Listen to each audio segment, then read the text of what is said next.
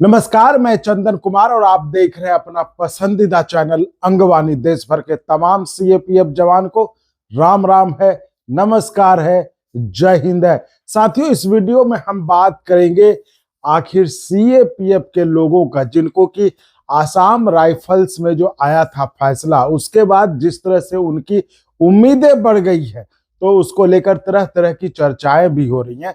चर्चाओं में जो खास तौर से अब जो चर्चा ये है कि जिस तरह से आसाम राइफल्स के लोगों ने, आसाम राइफल्स जो एक्स वेल सर्विसमैन जो वेलफेयर एसोसिएशन है, उनके लोगों ने जिस तरह से केस को लड़ा, 8 साल की लड़ाई के बाद जो उनको एक तरह से बड़ी सफलता मिली, कम से कम अब सरकार को उस पर जवाब देना होगा, है ना। तो इसको लेकर जो तरह तरह की चर्चाएं हैं, खासकर आप जो मैंने आपको बताया कि सीएपीएफ के भाइयों में तो काफी उम्मीद है कि जब उधर हो गया तब हम लोगों का भी कुछ ना कुछ रास्ता खुलेगा, और ये बात सच भी है कि कुछ ना कुछ तो रास्ता खुलेगा। ऐसे में जो एक चर्चा बड़ी जोरों पर है कि ये भी तो हो सकता है, कुछ लोग देखा मैंने कि अंगवानी पर ही जो वीडियो हमने अपलोड किया था, एक्स सर्विसमैन असम राइफल्स के जो वेलफेयर एसोसिएशन अरेवा के जो फाउंडर जनरल सेक्रेटरी थे तुलसी नायर साहब, उनके साथ जो बातचीत हमने दी थी, उस पर बहुत लोगों ने कमेंट किया था कि जी कुछ नहीं होगा, इसमें भी सरकार जो है सुप्रीम कोर्ट चली जाएगी, जैसे कि सीएपीएफ के केस में जो सुप्रीम कोर्ट चलेगी, और केस अभी लटका हुआ है। तो ये एक संभावना है, मतलब ये संभावना की इसकी प्रबल संभावना है, और इसी पर ये वीडियो खास है। अगर ऐसा होता है तो इसमें अरेवा की क्या तैयारी है ना, क्योंकि ये देखिए, ये बड़ी अच्छी बात है, मुझे सुनकर अच्छा लगा कि अरेवा ने पूरा प्लान किया हुआ है। अरेवा के जो तुलसी नायर साहब थे, उनसे हमने बात की, उन्होंने सारा कुछ बताया कि ऐसा होता है तो हम क्या करेंगे आगे। तो चूंकि वीडियो लंबा ना हो जाए, इसलिए हमने इसको पॉइंट वाइज कर दिया है। तो ये इस वीडियो में आपको हम वही बातचीत वाला वो हिस्सा दिखाएंगे, वो सुनाएंगे, जिसमें कि वो बताएंगे कि अब आगे अरेवा उसमें क्या करेगा, और सरकार के तरफ से जिस चीज का आपको डर है ना, जिस चीज के बारे में आप बोलते हैं ना कि ये हो जाएगा तो वो हो जाएगा तो क्या होगा, तो उस स्थिति में अरेवा क्या करेगा, वो बातचीत इस वीडियो में आपको मिलेगा। हमने बात की थी तुलसी नायर साहब से, तो वो आप बातचीत वो सुनिए, हम अभी आपको सुनाते हुए बातचीत। तो उससे पहले हम आपसे फिर से गुजारिश करना चाहेंगे, अगर आपने अभी तक चैनल को सब्सक्राइब नहीं किया है तो सब्सक्राइब जरूर कर लें। सब्सक्राइब करना बिल्कुल फ्री है, जैसा कि आपको पता है कि यही है आपका सपोर्ट जो कि हमारा जोश और मनोबल बढ़ाए रखता है। तो और अगर आपको लगता है कि चैनल बढ़िया है, इसको और सपोर्ट कर सकते हैं। जिस तरह से आपने देखा कि 74 नंबर के ही मामले में जिस तरह से आपने देखा, जिस तरह से अंगवानी ने आवाज उठा, और आज उसका परिणाम ये निकला कि 74 नंबर को आके कहना पड़ा कोर्ट में कि हमने मतलब उनके वकील ने साहब ने कहा कि भाई रिजाइन कर दिए हैं, अब हम इसको मूव नहीं करना चाहते। तो ये और किसी ने कहाँ उठाया था, आप बताइए ना। मैं तो दावा करता हूँ, किसने इतना आवाज उठाया 74 नंबर के बारे में, कौन है, पता क्यों नहीं चल पा रहा है, किसने उठाया था? सिर्फ अंगवानी ने उठाया। तो वो तो मैं कहूंगा ही कि अगर आप और सपोर्ट करते तो ये जो 3 सुनवाई, जो अब ये तो चौथा भी कह लीजिए उसी में ही लटका, तो जो 4 सुनवाई बढ़ती गई, ये हम पहले ही उनके घर पहुंच जाते, उनके पांव पड़ लेते आपके लिए कि भैया आप या तो केस में रहो या आप बाहर हो जाओ। तो वही कह रहा हूँ कि इस तरह से जो एक चैनल जो आपके लिए ईमानदारी से, आपके लिए मतलब एक सच्चे दिल से आपके लिए आवाज उठा रहा है, आपकी बात को आगे बढ़ा रहा है, तो उसको सपोर्ट करिए। सब्सक्राइब करके भी, जैसा मैंने कहा, सब्सक्राइब करना फ्री है, और संभव हो तो आप आर्थिक तौर पर भी मदद करें, जिससे हम संसाधन से भी मजबूत रहे, और ऐसे 74 नंबर को खोजने की जरूरत पड़े तो हम निकल भी जाए। तो उसके लिए आप जो है सब्सक्राइब के बगल में ज्वाइन का बटन है, उसके जरिए, या फिर डिस्क्रिप्शन में अकाउंट का डिटेल है, या फिर कम्युनिटी में आप जब जाएंगे तो QR कोड है, उसके जरिए आप मदद कर सकते हैं। तो चलिए हम आपको वो बातचीत सुनाते हैं कि ऐसी स्थिति में अगर इस केस का भी, जो आसाम राइफल्स को जो बड़ी सफलता मिली, जिसके ऊपर की पूरे तमाम देश के सीएपीएफ भाइयों के उम्मीदें टिकी कि इसमें क्या होता है, ये जरूर हमारे लिए कुछ ना कुछ रास्ता खोलेगा। तो ऐसी स्थिति में जो Assam rifles ex serviceman welfare association जो है, उसके तुलसी नायर साहब, जिन्होंने कि ये केस को जीता दिल्ली हाई कोर्ट में, अब उनकी आगे की क्या रणनीति है वो आपको हम सुनवाते हैं। तो आइए सुनते हैं। तो मैंने 2009 से देखे, यानी कि 17 साल हो चुके हैं, लगभग 17 साल से जो है मैं ये कार्य कर रहा हूँ। शुरू में मैं जो भी है करस्पॉन्डेंस करके सरकार से सीएसडी का जो बेनिफिट है उसके लिए मैंने करस्पॉन्डेंस वगैरह किया, क्योंकि उस वक्त जो है पुलिस का कैंटीन आ गया था एमएचए में, जो सीएपीएफ की जो कैंटीन है। मैंने कहा नहीं, हमको कैंटीन चाहिए। फिर फाइनली जब लेट हो रहा था केरला हाईकोर्ट में मैं एक पिटीशन दर्ज किया, उसका नोटिस जाने पर जो है अप्रैल 2011 से हमें सीएसडी का बेनिफिट मिलना शुरू हुआ। उसके बाद ECHS ex serviceman contributory health scheme के लिए मेरे 6 साल देखे इसी के पीछे लगा, करस्पॉन्डेंस करके मैं केरला हाईकोर्ट से मुझे मिला था जजमेंट हमारे फेवर में 30 जनवरी 2015 में, देखे 15 में। फिर सरकार जो है उसी केरला हाईकोर्ट के डिवीजन बेंच में अपील लेकर गए। वहां भी मैंने खुद जाके जो है, क्योंकि मैं भी एक वकील ही हूं, मैं जाकर खुद आर्ग्यूमेंट करके वहां से भी हमने मतलब सफलता हासिल की।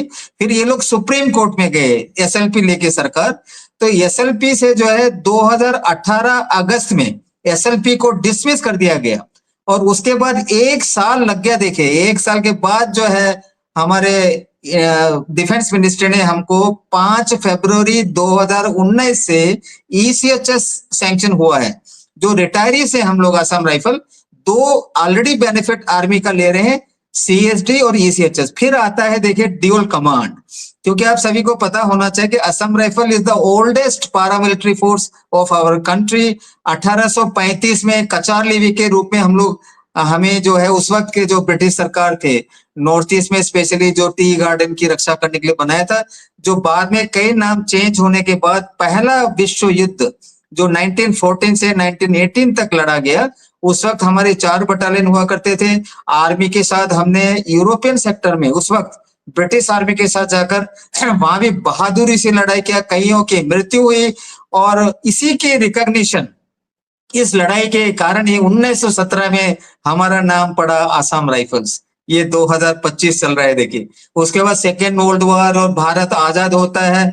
आजादी के बाद हमारे administration ministry of external affairs के पास था और ऑपरेशनल कंट्रोल था इंडियन आर्मी के पास। फिर 1965 आया, जबकि जो नेफा जो हम कहते हैं नॉर्थ ईस्ट फ्रंटियर एजेंसी, उसको जो है एमएचए के तहत आने पर हमें हमारा administration ministry of external affairs से मिनिस्ट्री ऑफ होम अफेयर्स पर पड़ा। एओबी जो रूल है government of India allocation of business rule amend करके हमें असम राइफल को एमएचए के तहत लाया गया।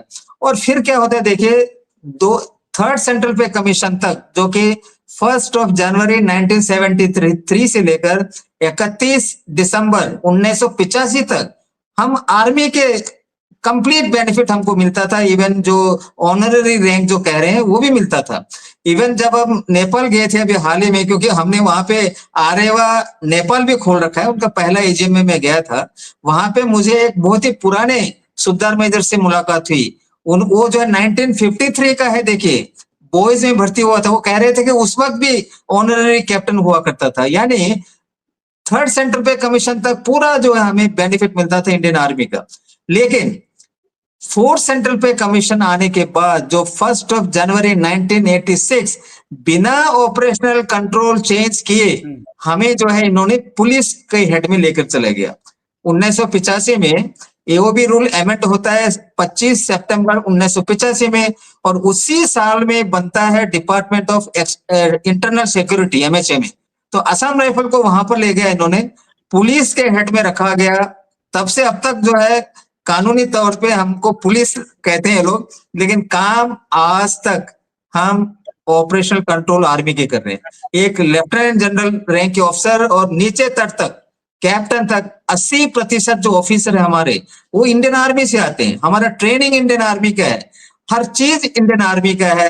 तब से शुरू होता है डिस्क्रिमिनेशन का जो लंबा दौर, जो आज है 2025 है देखिए। तो फिर क्या होता है देखिए, मैंने ईसीएचएस भी सैंक्शन हो गया, तो आता है ड्यूल कंट्रोल। ये किस लिए हो रहा है? Because of dual control.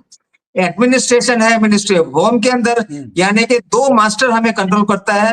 पे मास्टर है एमएचए, वर्क मास्टर है एमओडी। तो ये तो कभी हुआ नहीं देखे, equal pay for equal work हमको चाहिए। तो हमने एसोसिएशन बनाया देखे 2014 में, 11 साल हो चुका है। ये जो है इस साल हमारा वर्चुअल मीटिंग था 11वां। तो आर्मी के जो सीनियर ऑफिसर, जो हमारे यहाँ पहला डीजीआर था, general Sushil Kumar sir, lieutenant general, उनकी देहांत हो चुका है पिछले साल, वो हमारे मेंटर थे। और पैटर्न इन चीफ जो है, जो 11 असम राइफल में सीओ बनकर काम करता था, मेजर जनरल बीएस कार्निक, जो इंदौर के रहने वाले, वो आज भी हमारे पैटर्न इन चीफ है। उनको लेके हमने एक एसोसिएशन तैयार किया जो आरेवा ऑल इंडिया, यानी कि Assam rifle exservicemen welfare association all India के नाम से जानता है, और मैंने ही उसको फाउंड किया था। फाउंडर जनरल सेक्रेटरी मैं हूँ।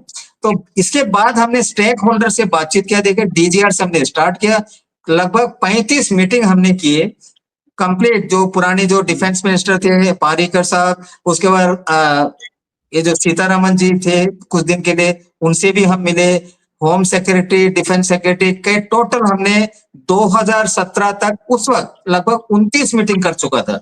और मैंने अल्टीमेटम दिया अपना होम सेक्रेटरी को, जो हमने पीएम प्राइम मिनिस्टर को एक लंबा खत दिया था जब ये मोदी जी पहली बार जो है भारत के प्रधानमंत्री बने थे 2014 में। मैंने एक विस्तार से एक लेटर लिखा, क्या प्रॉब्लम है असम राइफल का, इसका जो है ड्यूल कंट्रोल को समाप्त करके इसको एक मिनिस्ट्री के अंदर ले जाइए, ताकि हमें वो सब बेनिफिट मिले जो इंडियन आर्मी को मिलता है। लेकिन उन्होंने उस पर उतना ध्यान नहीं दिया। तो 27 फरवरी 2017 को मैंने ही दिल्ली हाईकोर्ट डिवीजन बेंच में इस मुद्दे को लेके केस फाइल किया था, और 8 साल तक चलता रहा। बीच में कोविड आ गया, काफी परेशान हुआ, फिर पार्टनर हो जाता है, फिर हमारा जो है कोई फर्दर हियरिंग होता नहीं है। तो इसका जो फाइनल जो हियरिंग 12 नवंबर 2025 को हुआ था, और काफी खुशी की बात है 18 दिन बाद उस वक्त जो है रिजर्व कर दिया गया था, और ये 1 दिसंबर 2025 को इसका रिजल्ट आ गया। 11 पेज का एक जजमेंट आया है, और उस जजमेंट में जो है आखिरी जो पैराग्राफ है 28 एंड 29, क्योंकि मुझे भी आर्ग्यूमेंट करने का मौका मिला था, मैंने जज साहब का ध्यान दिलाया थर्ड सेंट्रल पे कमीशन, जब हमारा equal pay for equal work होता था। उसके बाद जो डिस्क्रिमिनेशन स्टार्ट होता है फोर्थ सेंट्रल पे कमीशन से। तो जज साहब ने जो है काफी अच्छा इसको लास्ट में जो दिया, जो आप लोग समाचार पत्रों में जो देख रहे हैं कि सरकार को जो है 3 महीने का समय दिया है, जो पे पैरिटी असम राइफल का जो है, क्योंकि उस ऑर्डर में लिखा हुआ है कि जो थर्ड पे कमीशन से जो फोर्थ पे कमीशन पे जो असम राइफल को जो डिनाई किया गया, तो उसका कोई कारण नहीं है, कोई भी वजह दिखाई नहीं है। इसीलिए जो एसोसिएशन है पेटिशनर को जो है एक कॉम्प्रिहेंसिव रिप्रेजेंटेशन कॉम्पिटेंट अथॉरिटी यानी कि सरकार को देंगे, और सरकार को जो है 3 महीने का भीतर उसका एक रेजोल्यूशन जो भी है उसके बारे में विचार विमर्श करना है। तब हम अभी शुरू नहीं किया मैंने, इसका सर्टिफाइड कॉपी मिलना है, तो हम लिख के सरकार को देंगे, और सरकार से जो हम 3 महीना इंतजार करेंगे। तो 3 महीने के अंदर कुछ होता नहीं तो फिर हमें जो है एसएलपी लेके सुप्रीम कोर्ट जाना पड़ेगा। तो साथियों, सुना आपने ये बातचीत, उन्होंने साफ साफ कहा कि उन्होंने क्या सोच रखा है, क्या आगे प्लान कर रखा है। तो उम्मीद है मुझे आपको ये वीडियो पसंद आएगा। तो इसी तरह आप चैनल को लाइक शेयर सब्सक्राइब करते रहें। जय हिंद। और अगर आपको अच्छा लगा तो एक बार और आपको मैं कहना चाहूँगा कि आप इसको प्लीज सब्सक्राइब और शेयर करते रहें, ताकि हमारा भी मनोबल और सपोर्ट बना रहे।